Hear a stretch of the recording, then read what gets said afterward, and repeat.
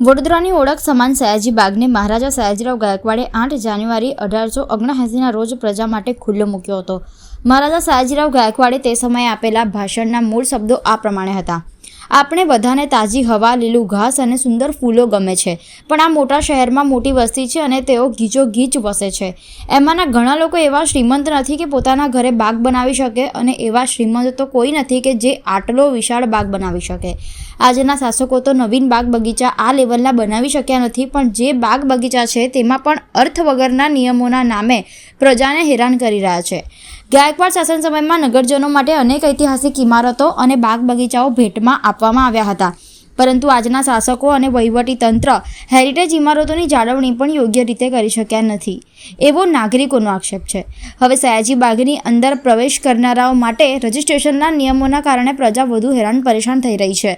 આજે walk for justice જન આંદોલન હેઠળ બેન્ડ સ્ટેન્ડ પર નાગરિકોએ સયાજી બાગ બચાવો અભિયાન ચલાવ્યું હતું। આ રજિસ્ટ્રેશન વિરોધ આંદોલનમાં નરેન્દ્ર રાવત, અમી રાવત, વિજય વાધવાણી, રોનક પરીખ, દિનેશ લીંબચિયા સહિત શહેરના જાગૃત નાગરિકો જોડાયા હતા।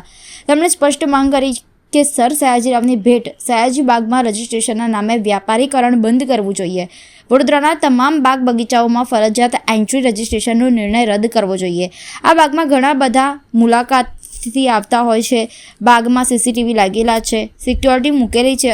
જો કોઈ અયોગ્ય હોય તો તેની સામે કાર્યવાહી થાય, પણ બધાને હેરાનગતિ ન થવી જોઈએ। મોર્નિંગ વોકર્સ તેમજ જાગૃત નાગરિકો દ્વારા જાગો વડોદરા સયાજી બાગ બચાવો, વડોદરાનું હૃદય બચાવો ના સૂત્રોચ્ચાર સાથે નિર્ણયને સંસ્કારી નગરી માટે બદનામ કરતો અને પ્રજાને હેરાન કરતો ગણાવી આ નિર્ણયને પાછો ખેંચવાની માંગણી કરી હતી। કૈલાસવાસી મહારાજા સયાજીરાવ ગાયકવાડની અમૂલ્ય ભેટ એટલે કમાટી બાગ, અને આ કમાટી બાગમાં વડોદરા શહેરના નાગરિકો આનંદ પ્રમોદ અને સવારે ચાલવા માટે આવે છે, એક્સરસાઇઝ કરવા માટે આવે છે। આવો સુંદર બાગ મહારાજાએ જ્યારે ભેટ આપ્યો હોય ત્યારે કોર્પોરેશન સત્તાવાળાઓએ અસામાજિક પ્રવૃત્તિઓ કમાટી બાગમાં થાય છે એ નામે વ્યાપારીકરણ કરવા માટે રજિસ્ટ્રેશનની પ્રક્રિયા શરૂ કરી, એટલે કે દરેકે લાઇનમાં ઊભા રહીને સિગ્નેચર કરવાની અને ત્યારબાદ કમાટી બાગમાં પ્રવેશ મેળવવો।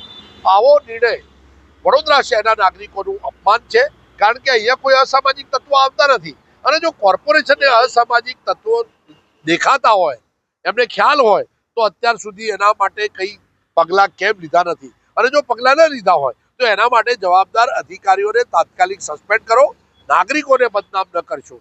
આ બગીચો મહારાજા સયાજીરાવ ગાયકવાડે વડોદરાની જનતાને અર્પણ કરેલો છે। ફ્રી ઓફ કોસ્ટ લોકો પોતાના આનંદ પ્રમોદ માટે જઈ શકે।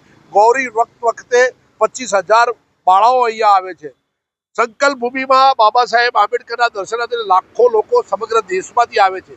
ત્યાં તમે આ પ્રકારે રજિસ્ટ્રેશન દ્વારા લોકોનું અપમાન કરી રહ્યા છે। આ નિર્ણય મૂર્ખામી ભર્યો છે અને પાછો ખેંચવા માટે આજે સવારે વોકેથોન દ્વારા શહેરના નાગરિકો અને કમાટી બાગ મોર્નિંગ વોકર્સ દ્વારા આંદોલન કરવામાં આવ્યું હતું।